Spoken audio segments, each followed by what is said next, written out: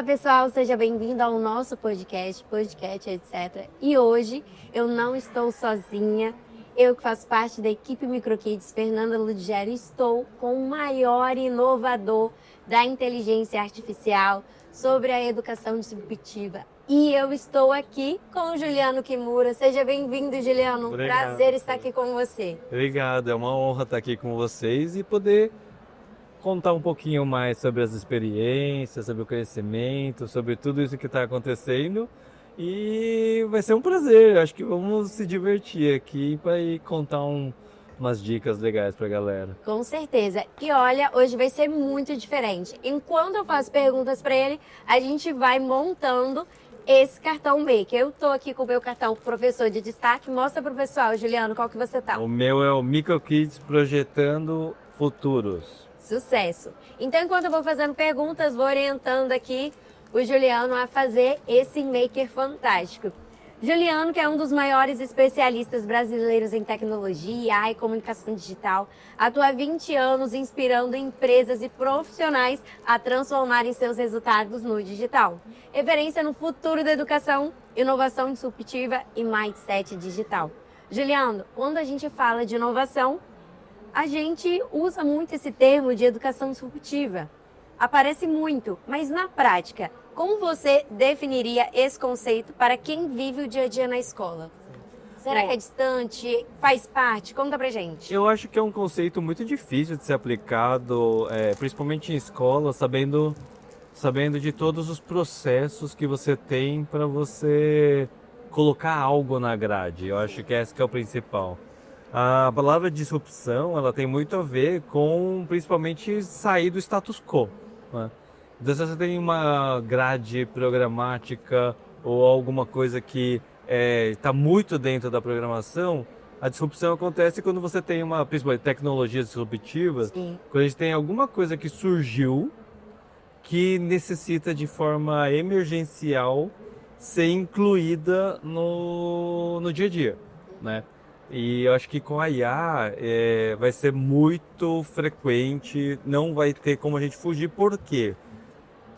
Eu estou estudando isso e eu fico surpreso que a cada semana a quantidade de coisas novas que estão surgindo, ferramentas, é absurdo, é absurdo. Assim, E cada vez mais barato, né? cada vez mais barato e dezenas, para não falar centenas, de ferramentas sendo lançadas, não só ferramentas, mas assim, você tem as ferramentas novas e você ainda também tem as atualizações das ferramentas existentes. Sim. É muita coisa em processo, né? Sim. Então, ali pro dia a dia da sala de aula, o professor ele tem que estar a todo momento buscando inovação, buscando materiais que podem auxiliar. Vou te dar uma dica aqui que eu tô vendo que ficou um pouco perdido no nosso meio. Eu tô vendo. Olha só, a primeira coisa que a gente deve fazer é passar cola no caminho A, o caminho negativo. Então, você vai passar cola aí nesse caminho A. Isso, só no A. Excelente. Vai pegar aí o seu condutor de energia que nós estamos usando hoje, o papel alumínio. Abre ele aí mais, que ele tá dobrado. Boa. Ele vai expandir.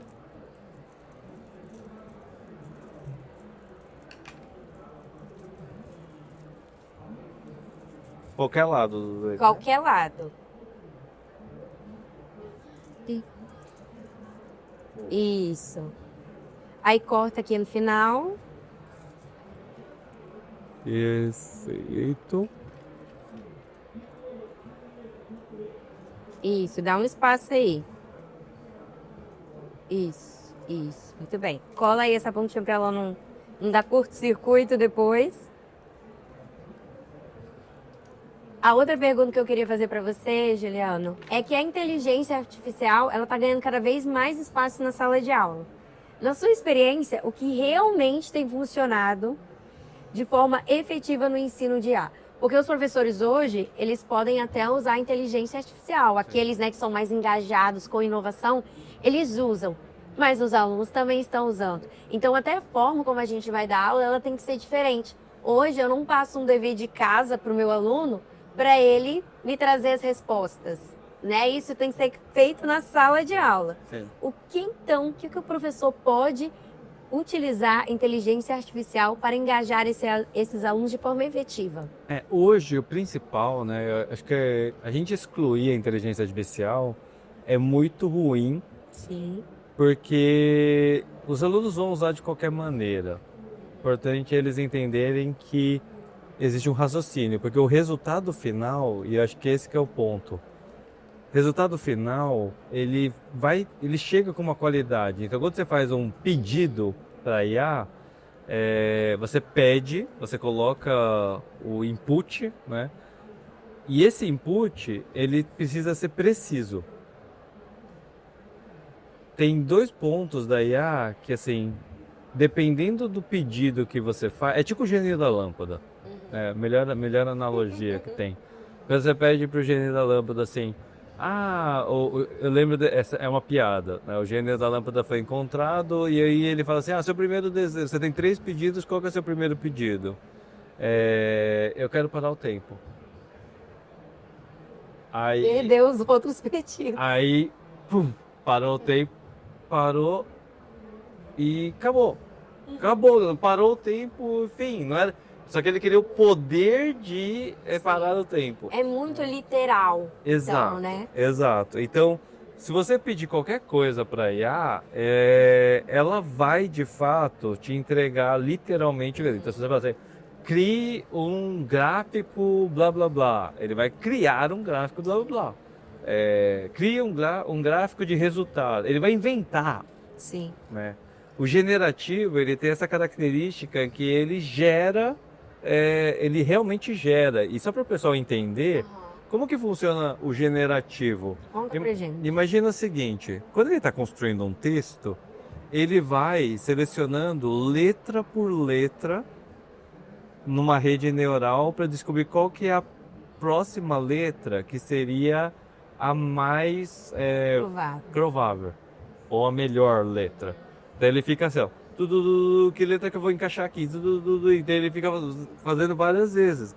Então ele vai escolhendo letra por letra, formando palavras. Ele não tem um conhecimento semântico, né? Quando você entende isso, ele começa a criar literalmente qualquer coisa. Então você não consegue cercar o conteúdo. Então os pedidos têm que ser precisos. Tem professores que eu tenho visto que eles estão pedindo para o aluno colocar o prompt que eles usaram para o pedido. Como uma forma de exercício. E aí o aluno ele não traz, né, esse senso crítico. Exato. Ele quer ver, ele quer entender como que ele chegou nessa resposta.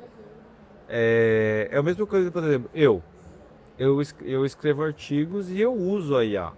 Só que como que eu faço? Eu escrevo praticamente o artigo do jeito que vem na minha cabeça e eu peço para ele lapidar, melhorando a gramática, reorganizando tópicos. Ele é meu assistente. É diferente de eu chegar para a IA e falar assim, faça uma redação sobre tal tema. Exato. Esse é o maior problema, né? A gente ensinar as pessoas a usar de maneira correta a inteligência artificial. Exato. Agora, aí, nesse segundo passo, nós vamos passar a cola no lado B. Observe que aqui, ó, vai ter uma dobrinha. E ele tem que ficar, ó, com esse daqui solto, essa perninha solta, porque nós vamos colocar a nossa bateria aqui logo após. Tá bom? Juliano, hoje os alunos aprendem com um clique, né? Na verdade, na internet tem muita informação. Por isso a importância de um professor para transformar a informação em conhecimento. Mas como que podemos ensinar de forma significativa essa geração tão imediatista, tão conectada? Hoje, diferente da geração anterior, as pessoas elas trabalham com coisas que fazem sentido. Experiências, né? É mais ou menos o seguinte, as pessoas querem aprender coisas que elas entendam por que elas estão aprendendo aquilo. Eu acho que um bom exemplo desses é, por exemplo, o caso da escola da Ponte, né? Que é um caso Sim. conhecido aí por muitos educadores, que é você fazer educação por projeto, né? A Você- ABP, né? Aprendizagem baseada em projeto. a pessoa ela vai aprender, mas ela vai aprender com propósito. Exato. Porque os alunos dessa geração, eles precisam entender o porquê eles estão fazendo aquilo. Esse é o principal diferencial. Porque na nossa época, a gente era... Tem que aprender porque tem que aprender. A gente tem que aprender, eu fazia trabalho lá da escola, fazia trabalho de um monte de coisa. E você tava... como se fala? O objetivo final Nota. era a nota. E a entrega do trabalho, vamos supor, você tem que escrever uma redação. Então você tinha que ir lá, eu lembro até hoje, você tinha que fazer a margem a 2 centímetros, era folha sem margem, né? Era com pauta e sem margem. Aí você tinha que ir lá e fazer margem em todas Com a as folhas. canetinha. Você tinha que iniciar o parágrafo, um dedo depois do negócio, todo o processo, e aí você entregava o trabalho, né? E era só o resultado final. Você não tinha mais ferramentas para você gerar aquilo de outras formas. E acreditava-se que tecnologia educacional naquele tempo era o aluno fazer pesquisa na internet, copiar e colar do Wikipédia e entregar para o professor. E assim, Fê, se você parar para pensar, você copiar um texto de uma enciclopédia manuscrito, você digitar um texto olhando um livro, você dando Ctrl+C, Ctrl+V do Wikipedia pro Word, você pedir para IA, você percebe que são só padrões diferentes, mas que assim, basicamente você está extraindo o conteúdo de um lado e passando para o outro, né? Eu acho que assim, a mudança é a velocidade com que isso está acontecendo. Porque se antes eu tinha que ficar 1 hora escrevendo o texto manuscrito, criando calo na mão para isso não significa que necessariamente eu aprendi aquele conhecimento. Não. Tá? Exato. Ou seja, eu acho que a educação ela está mudando de tecnologia, mas no final o dilema é sempre o mesmo, né? Porque, por exemplo, eu queria ter tido por exemplo, professor de história. Tive professores bons e professores ruins. Só que os professores bons e professores ruins, naquela época, não tinha muita distinção. Hoje eu consigo perceber muito claramente que tinha professores que você, por alguma razão, você entendia e você se apaixonava por aquilo. Esse vai ser o diferencial. Ferramenta em si, eu não acho que ferramenta seja protagonista da transformação, né? Porque no final das contas, quem vai escolher se isso vai ser adotado na sala de aula ou não, vai ser o professor. O professor vai escolher. Então é ele que, de fato, traz o significado do ensino na sala de aula. Exato. Se ele não quiser, não vai acontecer. E eu acho que assim, eu vou dar um exemplo, é que nem essa tesoura aqui. Essa tesoura, ela não é nem boa nem ruim. Eu uso ela para cortar alumínio, eu uso ela para cortar papel, e eu posso usar ela para cortar meu dedo. Ela não é necessariamente, ela é a ferramenta. Agora, você vai culpar a ferramenta porque a pessoa cortou o dedo? Não. Sim. A IA é a mesma coisa. Eu acho muito louco que as pessoas elas proíbem a ferramenta. Se for nesse caso, é melhor proibir as tesouras na escola. Se pode ferir algum. Lápis pontiagudo, cara. No olho. Cara, Com exatamente. certeza você que é professor já passou por uma situação de lápis no olho na sala de aula. É exatamente sobre isso. É exatamente sobre isso. Então a ferramenta em si, ela não é A vilã. ela não é a vilã, ela nunca vai ser a vilã. Esse é o ponto. Só que as pessoas estão vindo para um discurso que trata o meio e a ferramenta como vilã. A ferramenta não pode ser o vilão. Olha aqui, ó. Deixa um espaço que nós vamos colocar a bateria. Isso. Pode colar aqui, ó. Essa parte aqui pode ser colada. Para ela não ficar solta. Nós vamos aqui, ó. Pessoal, eu vou tirar aqui a bateria. Uma bateria moeda.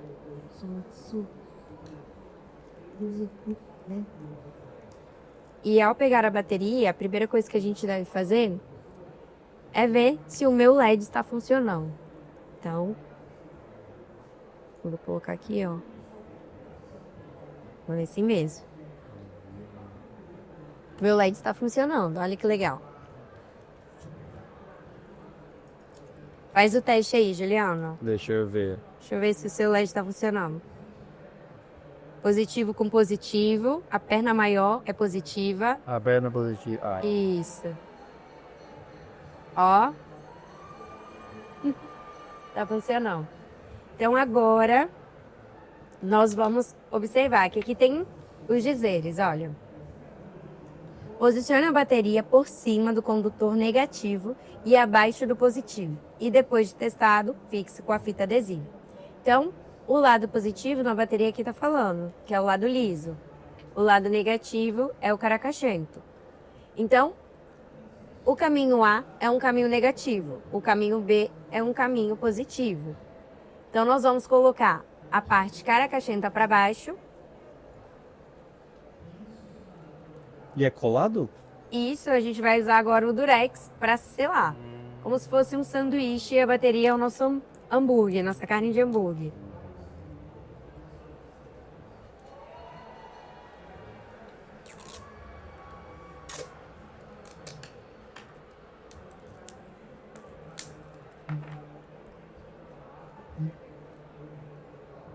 Eita, ó. Olha, ó. Ó. Olha só. Ó a força. Pode fazer um X aí com o Durex para ficar bem fixado.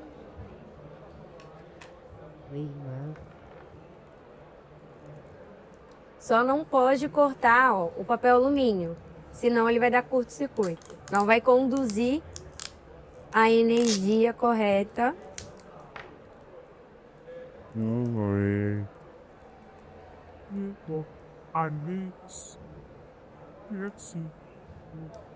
Isso aí, show.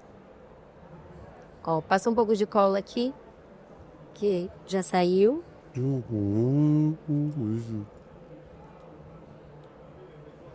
E antes da gente ir pro último passo, quais são, Ju, na sua opinião, os maiores erros que as escolas cometem ao tentar aplicar a tecnologia sem um planejamento adequado? A gente falou aqui, né, que o que de fato traz significado para o ensino é o professor. Sim.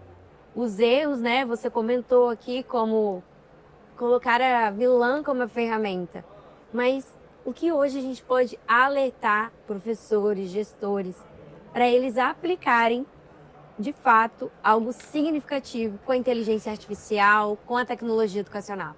Hoje, a falta de planejamento hoje está muito ligada ao desconhecimento do que está na mão do aluno, né? Então, se a gente vai fazer um planejamento de IA, primeiro que a gente tem que entender que já existem IAs que estão sendo democratizadas e pessoas estão utilizando. E não é nenhuma surpresa, você busca no Google, tá? Então os jovens já estão utilizando.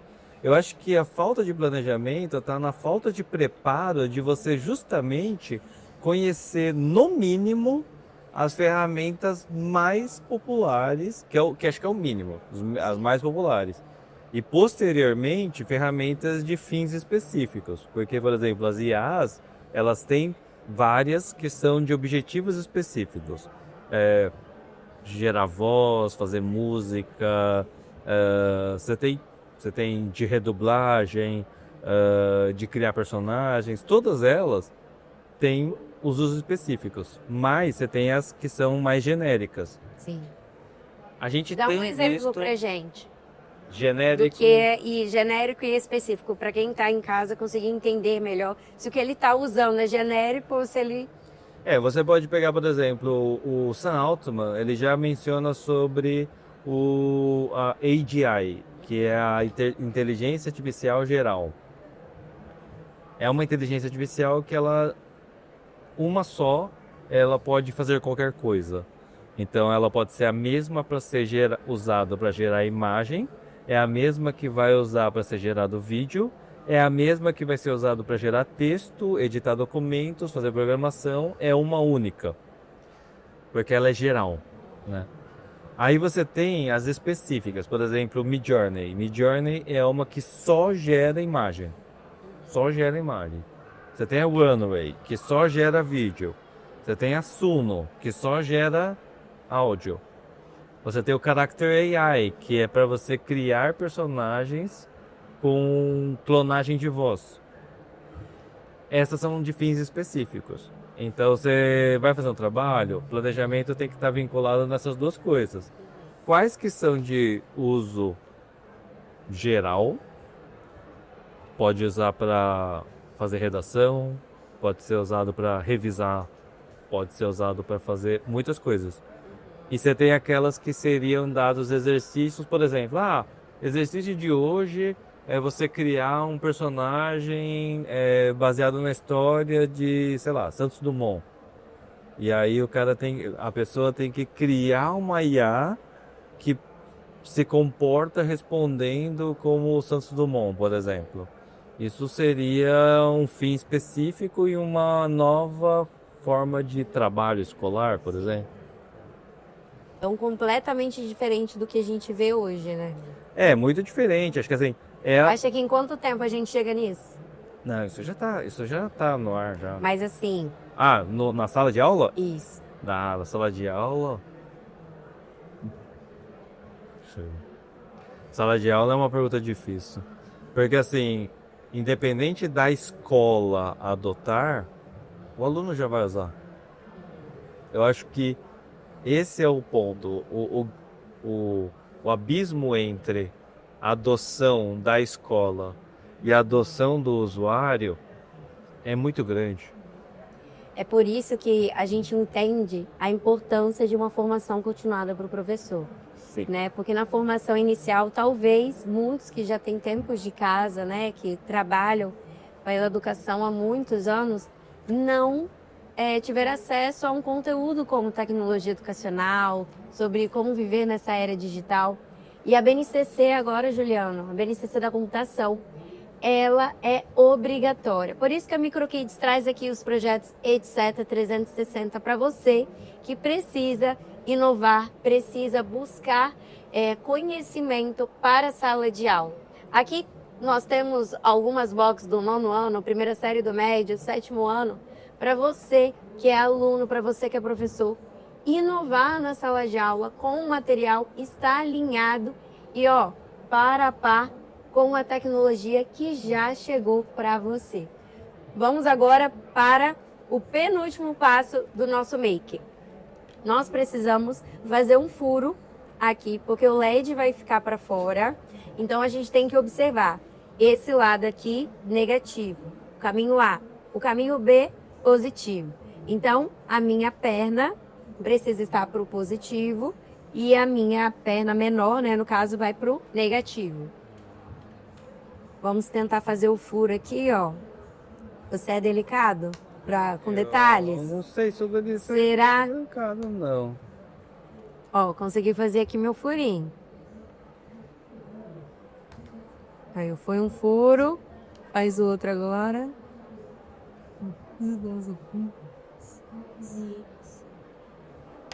Foi.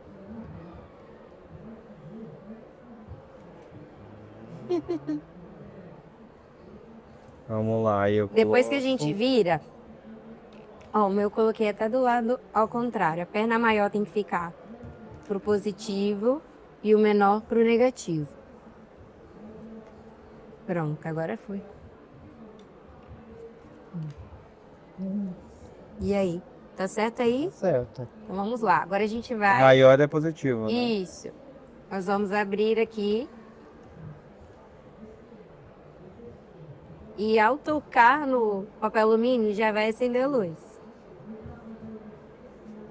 Isso. Ó, o som já piscou. Para selar isso, nós vamos pegar o durex novamente, para deixar ele fixo.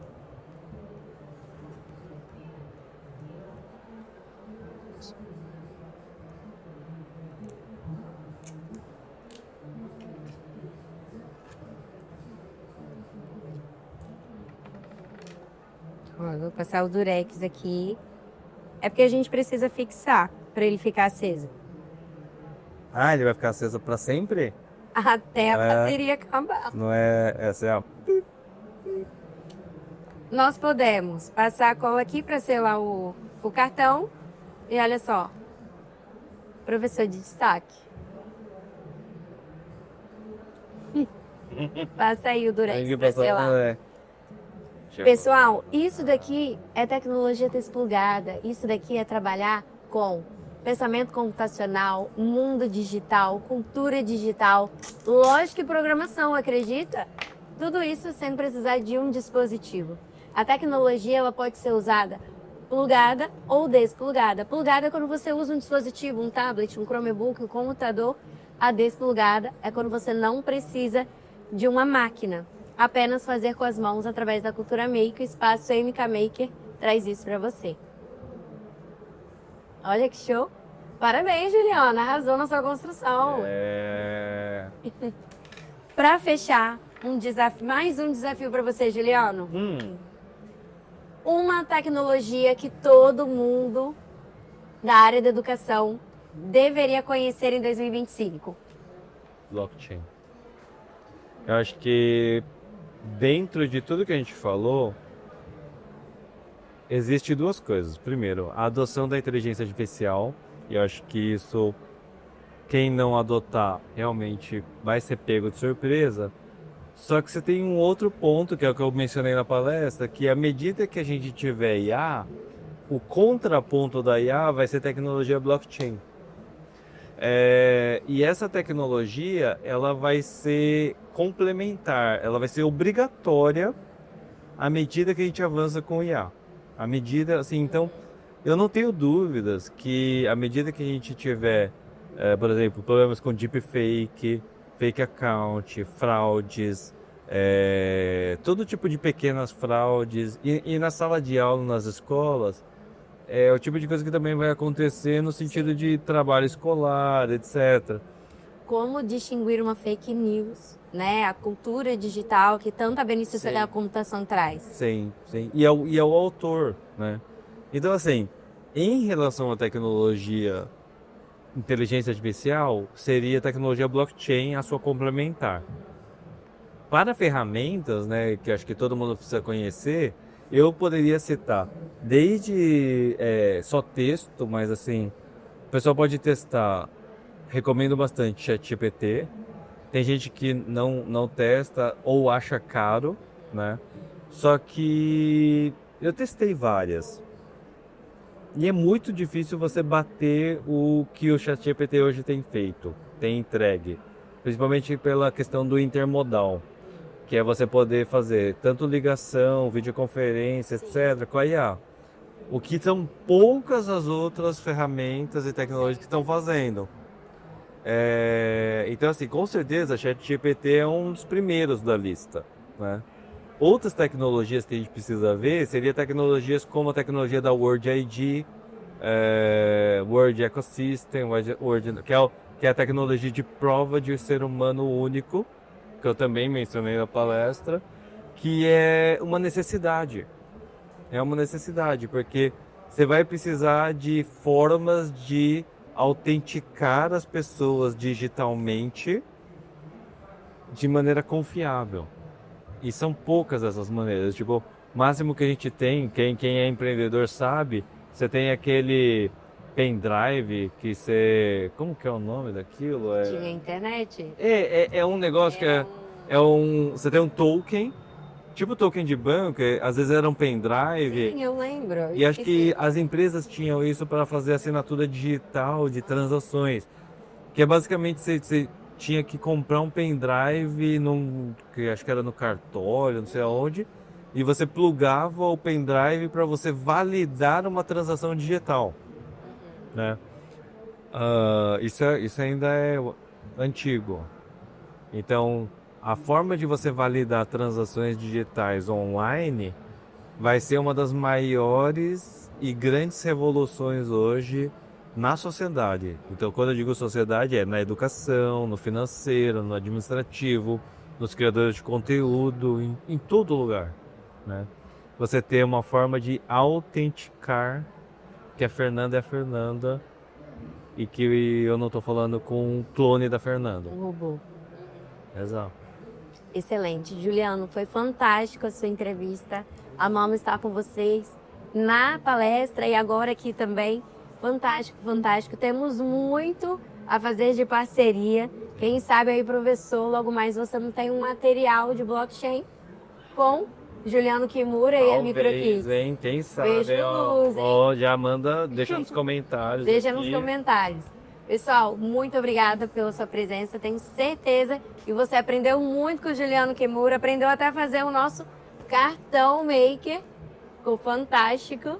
E nos vemos nas redes sociais. Fala da sua rede social para o pessoal seguir. Pessoal, quem quiser me acompanhar, @Juliano Kimura.